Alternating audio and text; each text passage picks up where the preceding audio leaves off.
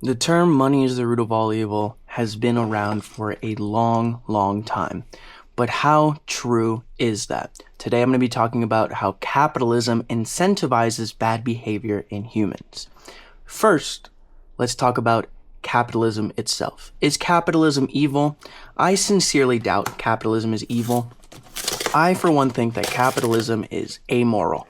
I don't think that capitalism is a good nor bad system. I think that capitalism has plenty of pros and cons.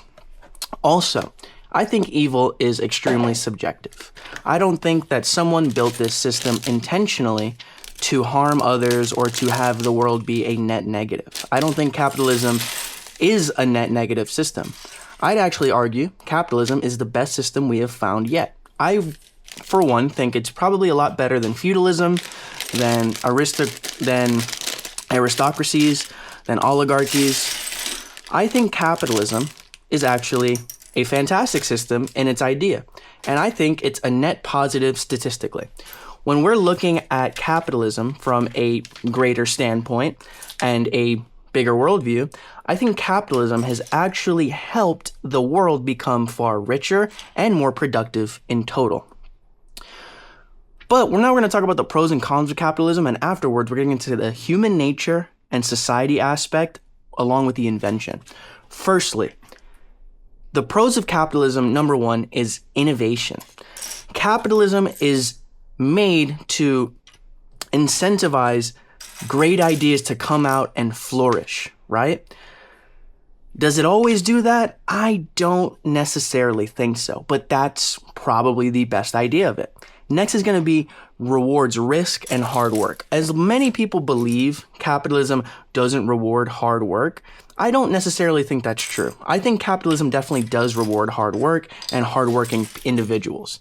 I don't think capitalism is an evil system that only favors the very few and far between. I think capitalism is a very fair system in its invention that encourages people to work hard and take risk. Next is individual freedom. As opposed to communism or something of the like, I think capitalism actually promotes the idea that freedom is a good thing and that you can achieve individual freedom with capital and to own your own land that is yours and yours alone, that does not belong to the state. Now, some people say taxes are the government acting its enforcement policies on us by, forcing us to pay them to own land, which could be an argument against freedom, but I think it's a freedom nonetheless, the ability to own something. So next, we have to talk about the cons of capitalism, and there is a fair amount of cons.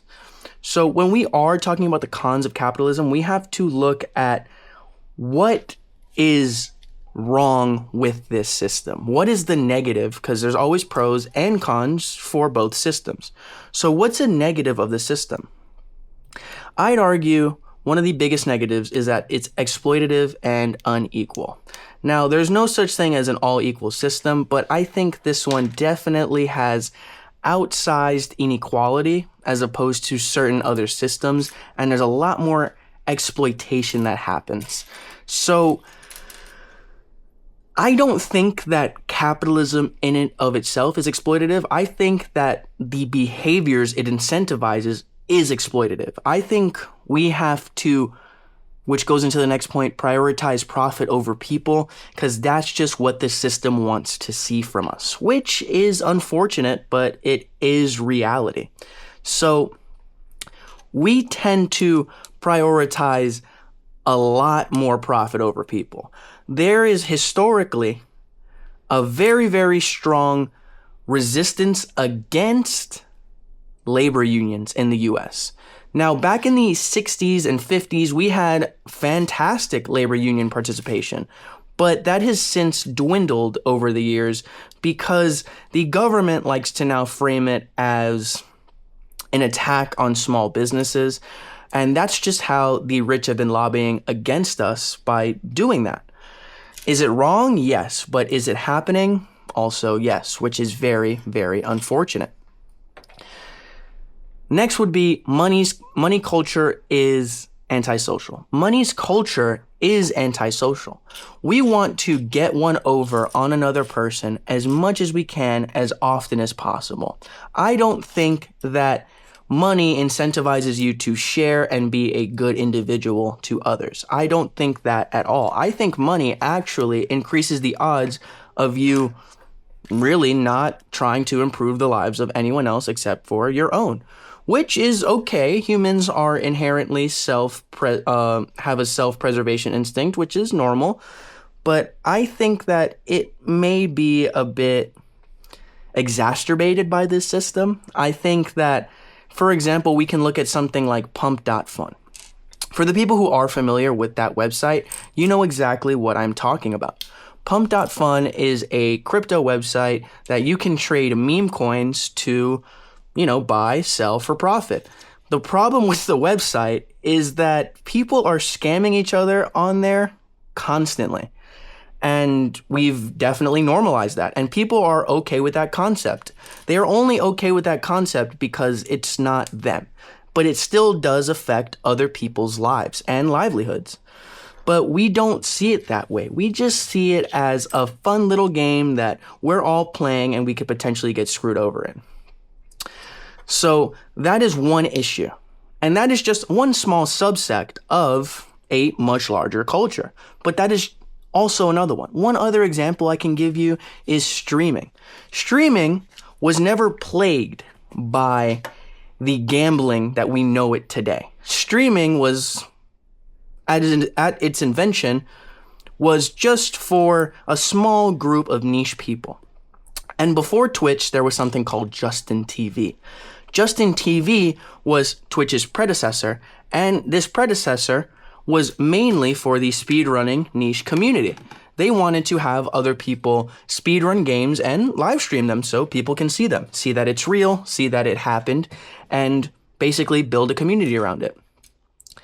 Now, the main issue with that is now streamers have been incentivized increasingly to gamble on stream and definitely show their primarily young demographic that gambling is not just okay, but gambling can actually be very lucrative and profitable, which I don't know how I feel about that, honestly.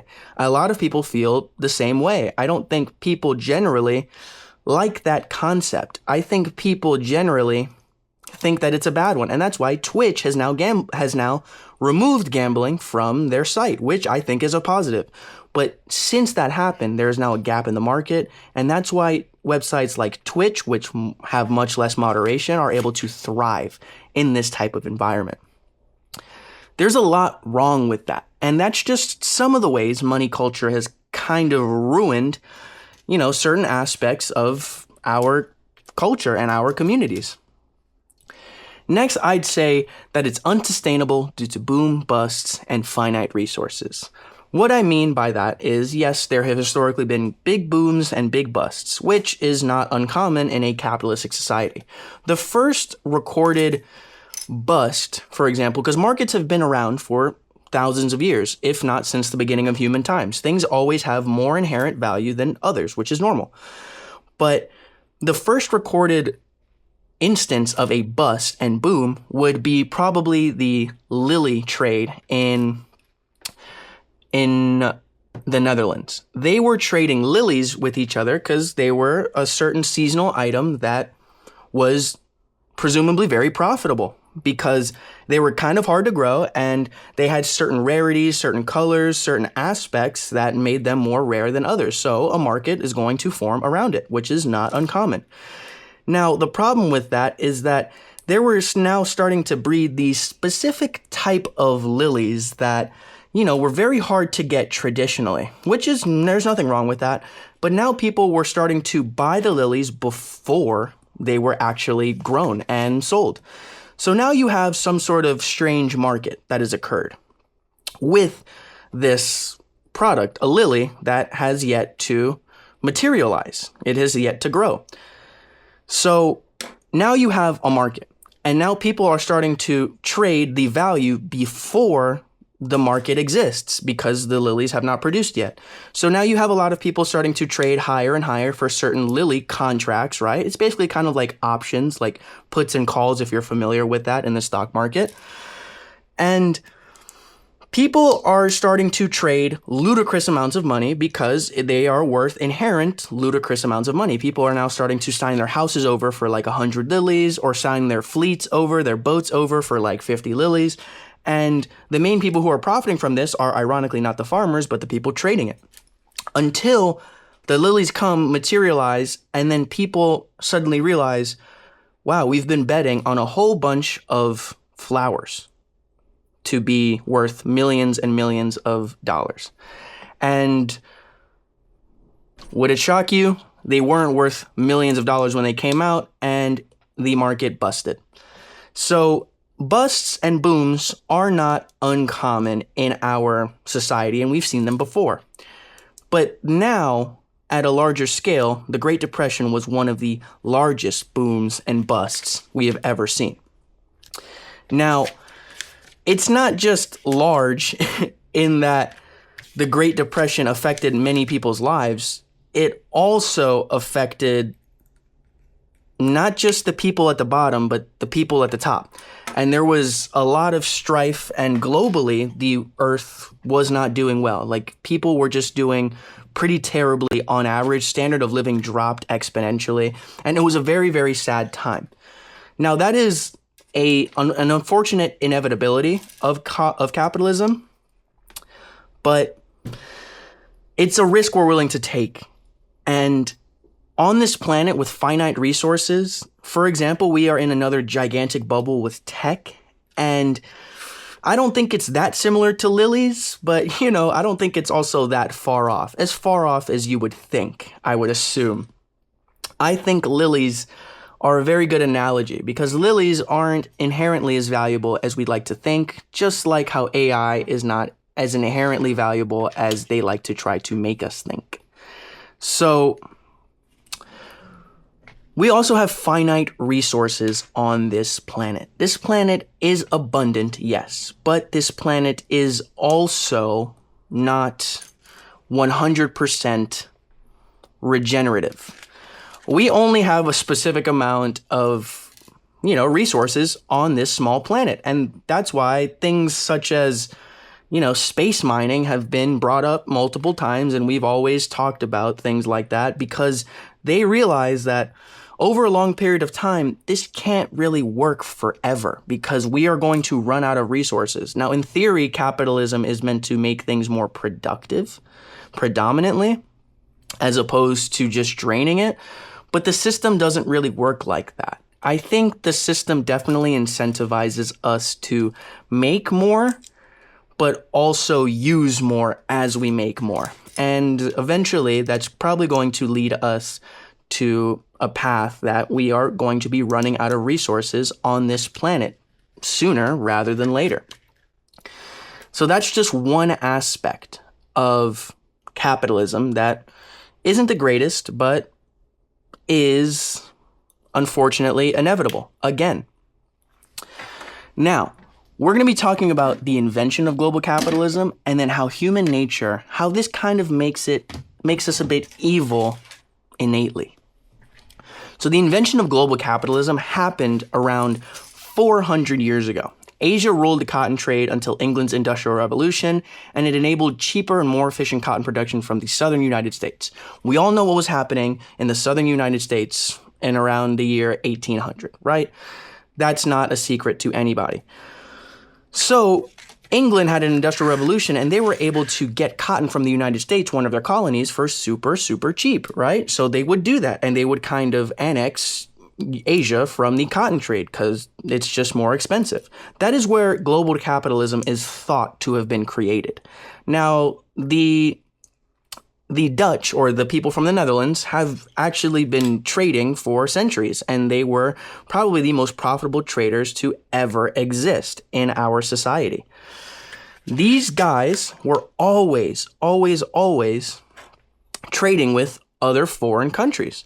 And just like Japan was before Japan opened its borders, it was probably the only country to have free trade with the Netherlands, because the Netherlands always tried to do as fair trade as possible. Now, because of global capitalism's inventions, since Asia lost their cotton trade, they obviously lost a lot of money. And they definitely suffered in their economy due to, the exploitation that was happening in the southern United States with enslaved workers. Is this unfortunate? Yes, but it also kind of shines early symbolism of, and this is not too dissimilar to Rome. Rome had plenty of enslaved workers, but this also shines how we kind of innately are looking for cheaper, more effective ways to get things done. And whether that's humanely or morally sustainable or not, doesn't really matter. We want to get things done as efficiently as possible. So that is just one way that has materialized. But now we're going to get into human nature versus society. Self-preservation is an instinct we all have. And this is the instinct that plenty of billionaires have as well. Why billionaires try to achieve and collect so much money, no one really has any idea. But we can all kind of assume, just like the way we want a house, we want land, we want anything, it's because it's going to help us in the future and it's going to help sustain us in the future. Billionaires are human too, and they have the same thought process that we do. They want more for more security, for more safety, which is not uncommon for what you want with your family. But to do it at such a level, you have to kind of exploit an insane amount of people to get there. Capitalism in itself kind of, as we've discussed already, promotes exploitation to a certain degree. Now, that degree can be however extreme as you want to think of it, such as maybe the diamond mines in Africa, all the way to subsidizing, factory workers from Mexico as opposed to factory workers from Detroit. Exploitation can happen in several degrees, several ways, but we have a tendency to go cheaper and go to prioritize profit over people, which is kind of bad. Next would be loss aversion. So we have innately an aversion to loss. We don't want to put more into something than we get out of it, which is normal. We don't want that. We want to get out at least as much as we put in, if not more. So this is one of the benefits of capitalism that really lets us shine, through nature. Nature has always shown that people who take risk are oftentimes, usually, if they're successful, leaders in their groups, in their packs, however kind of community you run. Now, that's one way that capitalism lets us shine.